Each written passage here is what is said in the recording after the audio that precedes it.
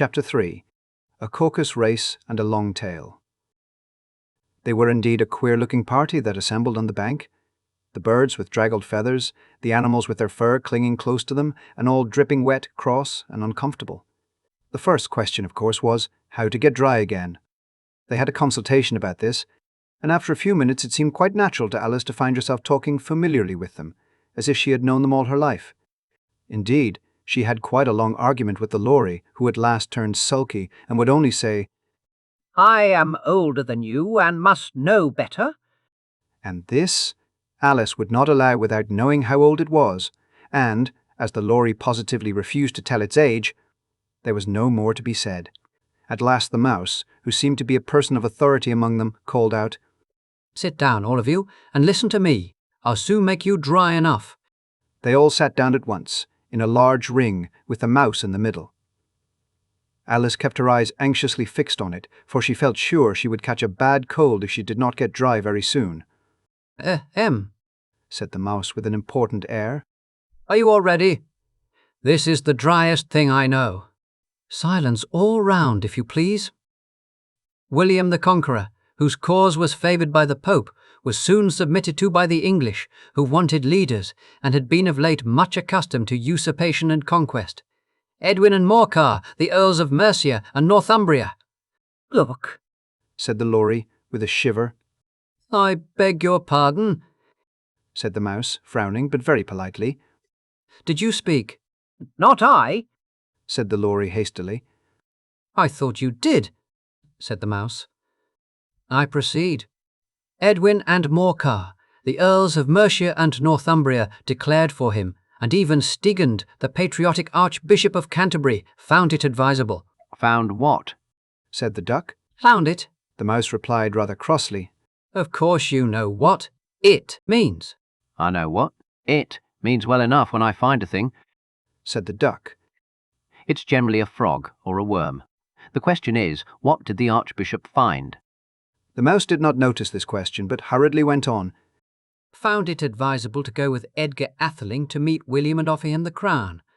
William's conduct at first was moderate. But the insolence of his Normans— How are you getting on now, my dear?" It continued, turning to Alice as it spoke. "As wet as ever," said Alice in a melancholy tone. "It doesn't seem to dry me at all." "In that case," said the dodo solemnly, rising to its feet, "I move that the meeting adjourn for the immediate adoption of more energetic remedies." "Speak English," said the eaglet. "I don't know the meaning of half those long words. And, what's more, I don't believe you do either." And the eaglet bent down its head to hide a smile. Some of the other birds tittered audibly. "What I was going to say," said the dodo in an offended tone, "was that the best thing to get us dry would be a caucus race." "What is a caucus race?" said Alice. Not that she wanted much to know, but the dodo had paused as if it thought that somebody ought to speak, and no one else seemed inclined to say anything. "Why," said the dodo, "the best way to explain it is to do it." and, as you might like to try the thing yourself, some winter day, I will tell you how the dodo managed it. First, it marked out a race course, in a sort of circle.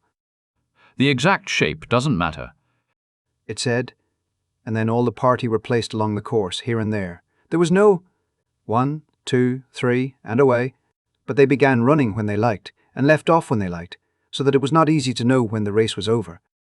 However, when they had been running half an hour or so, and were quite dry again, the dodo suddenly called out, "The race is over." and they all crowded round it, panting and asking, "But who has won?" This question the dodo could not answer without a great deal of thought, and it sat for a long time with one finger pressed upon its forehead, the position in which you usually see Shakespeare in the pictures of him, while the rest waited in silence. At last the dodo said, "Everybody has won, and all must have prizes." "But who is to give the prizes?" Quite a chorus of voices asked. "Why, she, of course," said the dodo, pointing to Alice with one finger, and the whole party at once crowded round her, calling out in a confused way, "Prizes! Prizes!" Alice had no idea what to do, and in despair she put her hand in her pocket and pulled out a box of comfits. Luckily the salt water had not got into it, and handed them round as prizes. There was exactly one apiece, all round. But she must have a prize herself, you know, said the mouse. Of course. The dodo replied very gravely. What else have you got in your pocket?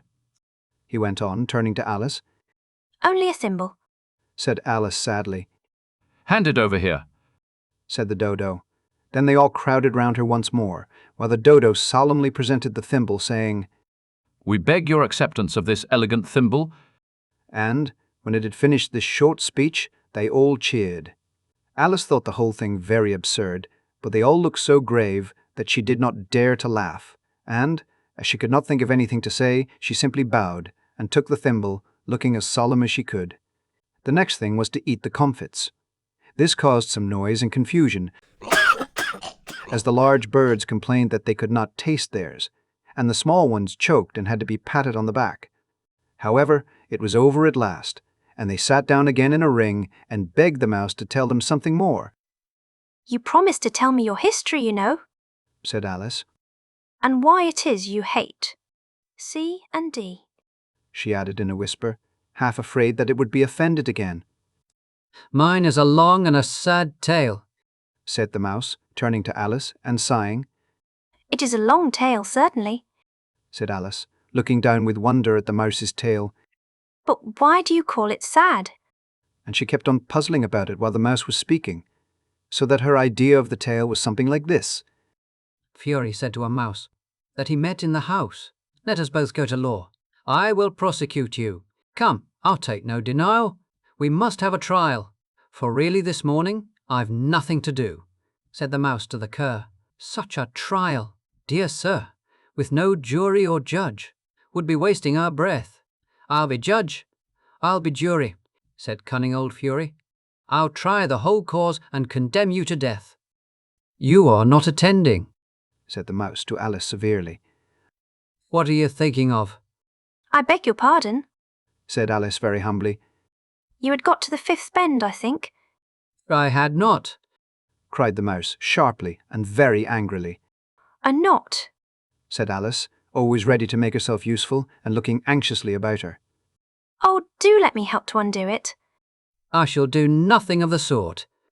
Said the mouse, getting up and walking away. You insult me by talking such nonsense. I didn't mean it, Pleaded poor Alice. but you're so easily offended, you know. The mouse only growled in reply. Please come back and finish your story. Alice called after it, and the others all joined in chorus, Yes, please do.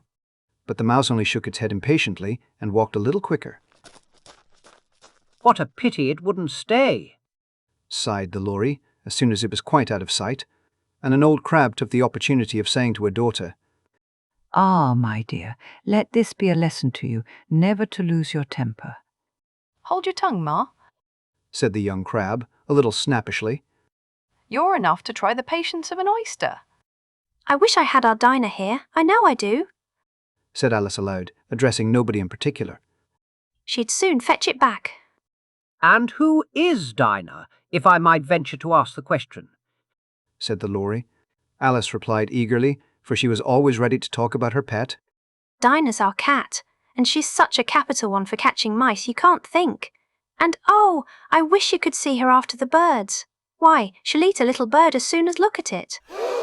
This speech caused a remarkable sensation among the party. Some of the birds hurried off at once. One old magpie began wrapping itself up very carefully, remarking, I really must be getting home. The night air doesn't suit my throat. and a canary called out, in a trembling voice to its children. Come away, my dears. It's high time you were all in bed. On various pretexts they all moved off, and Alice was soon left alone. I wish I hadn't mentioned Dinah. She said to herself in a melancholy tone. Nobody seems to like her down here, and I'm sure she's the best cat in the world. Oh, my dear Dinah. I wonder if I shall ever see you any more. And here, poor Alice began to cry again, for she felt very lonely and low-spirited. In a little while, however, She again heard a little pattering of footsteps in the distance, and she looked up eagerly, half hoping that the mouse had changed his mind and was coming back to finish his story.